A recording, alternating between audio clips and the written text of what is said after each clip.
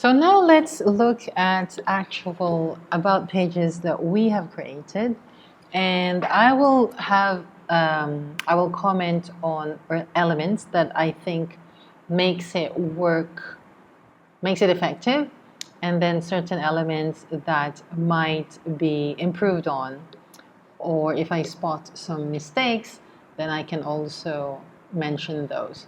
So here's Joe Polish's About page. Now, straight away, we see a picture of Joe, which is very relatable, right? We all know he's successful, and even someone who doesn't yet know a lot about Joe will look at this picture and just see someone they can just really feel they could connect with and relate with, right? So it creates that sort of connection straight away. And then the opening is basically something that is, I'd say, again, establishes that feeling that, oh, I can talk to this guy, or I can approach this guy.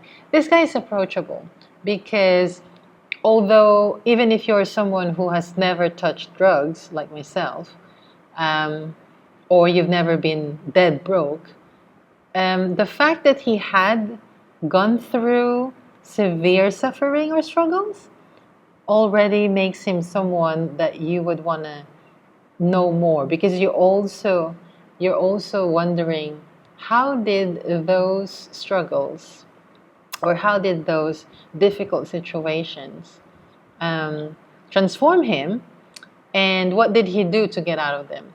So you instantly would like to know more. So straight away you're sucked into his world from this opening. So in that sense, the opening is quite a good one. And then um, the image here is the text is broken up into digestible chunks, so that works here.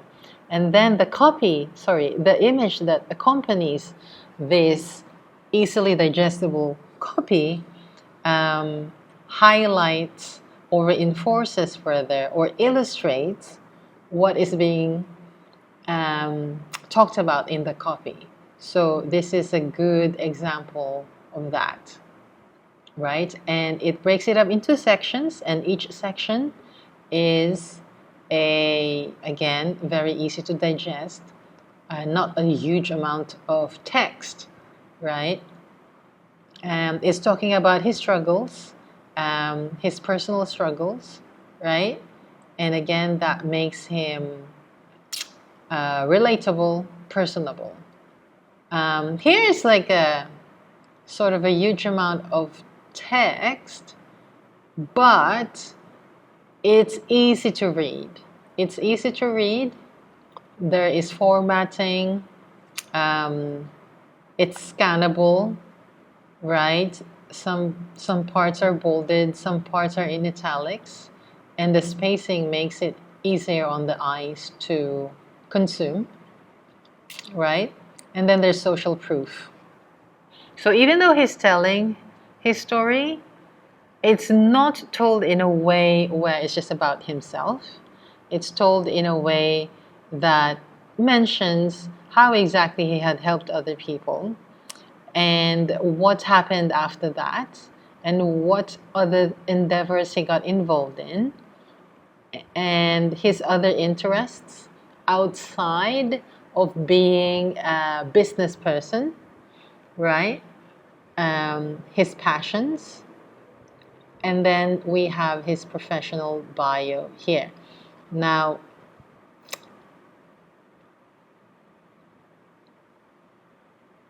there's no call to action directly that says, okay, you might want to download blah, blah, blah, right? But immediately after that is the opt-in.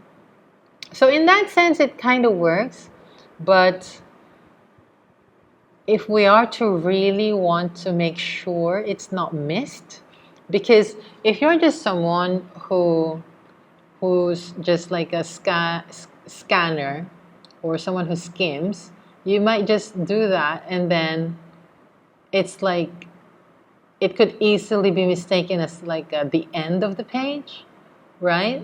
Because you're like, okay, talk about him, and then this kind's of like an end, but then you say, oh, there's still more, and then after that, you just go, okay, that's it, right? It's very easy.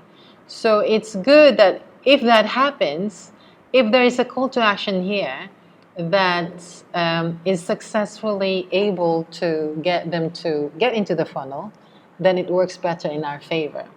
With this one, we're sort of like relying on them to scroll all the way to the bottom and hope that they sign here. So in that sense, that's something that I would change, or even in the middle, might even mention that, right? Like, I figured out fundamental business principles and make the current business you're in work. By the way, if you want a download that shows you the first part of my 5-part process, you can click here and download, and someone might be interested in doing that straight away. So in that sense, we get them into our funnel in the middle of the page, rather than waiting for them to read the entire page first before calling them to action.